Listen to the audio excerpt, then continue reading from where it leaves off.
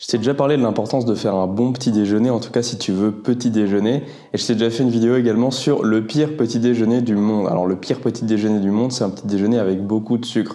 On sait que le sucre, il faudrait éviter d'en avoir dans son alimentation en manière générale. Et surtout le matin, parce que c'est là où tu vas venir détraquer tout ton corps en fait. Donc le petit déjeuner idéal, ça serait un petit déjeuner avec des très bonnes protéines et du très bon gras. Alors pour ça, tu as tout ce qui est beurre de cacahuète, tout ce qui est pâte d'oléagineux, crème d'amande, etc. Mais moi ici, je vais te présenter une recette que j'adore beaucoup, tu l'as sûrement vu dans le titre de la vidéo, c'est le chia pudding.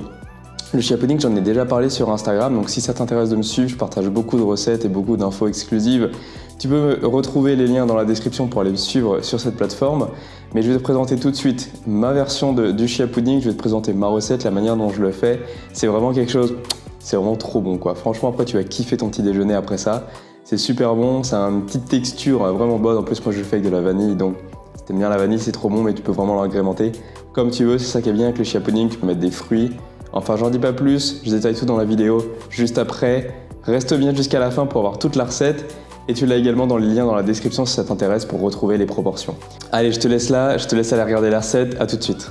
Alors pour faire le chia pudding, je vais juste avoir besoin d'un bocal pour pouvoir mettre les graines de chia dedans avec tout ce qui va avec. Évidemment des graines de chia, donc moi tu vois je les conserve dans un bocal en verre, c'est vraiment ce que je t'invite à faire, conserver tout ce que tu peux dans des bocals en verre. Je vais mettre du lait de soja évidemment, ça c'est pour le côté, c'est pour faire le pudding tout simplement. Et je vais tricher parce que là mon lait de soja il est pas à la vanille. Du coup j'ai pris de l'arôme de vanille, donc voilà c'est vraiment optionnel. Ça t'es vraiment pas obligé de le faire, c'est de la triche.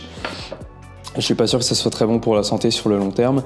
Et je vais mettre du sirop d'érable parce que j'aime bien quand c'est sucré et parce que c'est super bon comme ça. Alors comment on va faire? Déjà je vais prendre une cuillère à soupe et je vais doser 3 cuillères à soupe de graines de chia dans l'autre contenant. Alors ça va être un petit peu tricky.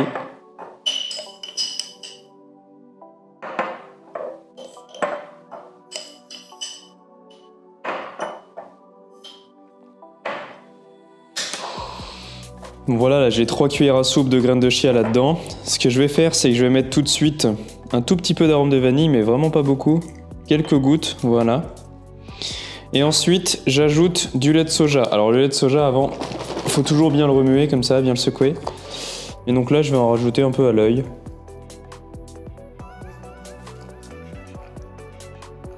Voilà, avant d'en rajouter trop, on va commencer à touiller.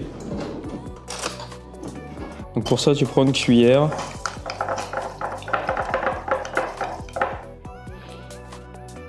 La technique ici, c'est de touiller un peu, d'attendre que ça repose, de touiller encore un peu.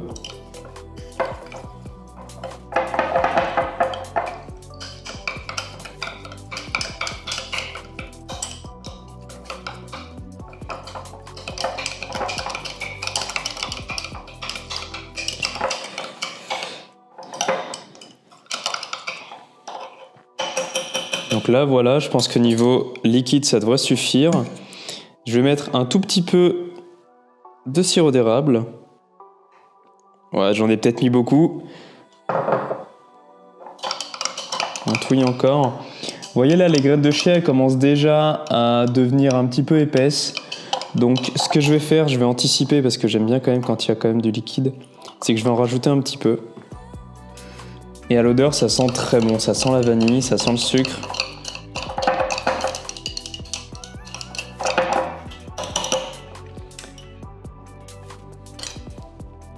Voilà, maintenant on laisse reposer pendant 5 minutes, ensuite je touille encore une fois et ensuite je mets directement au frigo pour toute la nuit, comme ça demain matin ça sera super frais, ça sera vraiment super bon. Voilà, j'espère que ça t'a plu, j'espère que t'as appris quelque chose, que ça t'a donné envie de faire du chia pudding. T'as vu, c'est vraiment super simple. En gros, en 5 minutes de préparation, après tu laisses soit 4 heures au frigo, soit toute une nuit. Le mieux c'est quand même toute une nuit parce que là c'est bien frais, les graines de chia elles ont le temps de bien gonfler, de bien s'imprégner de jus, tu vois. Tu laisses ça toute une nuit au frigo et le lendemain matin tu dégustes ça, mais je te jure que tu vas surkiffer quoi. Ça va être le meilleur petit déjeuner que t'aies jamais pris, enfin en tout cas si t'aimes bien les graines de chia. Mais les graines de chia en soi ça n'a pas énormément de goût. Donc voilà, j'espère vraiment que ça t'a plu, laisse un gros pouce en l'air si c'est le cas, commente et partage sur tes réseaux sociaux si tu as des questions ou si tu veux faire découvrir cette chaîne et ces vidéos à d'autres personnes, ça te ferait vraiment super plaisir. Je te laisse là et surtout n'oublie pas de t'abonner et d'activer la petite cloche pour recevoir une notification à chaque fois qu'une nouvelle vidéo sort. Je te laisse là, je te souhaite de passer une bonne journée, de prendre un bon petit déjeuner et de vivre et de manger en conscience, jeune pousse. Allez, à la prochaine, ciao!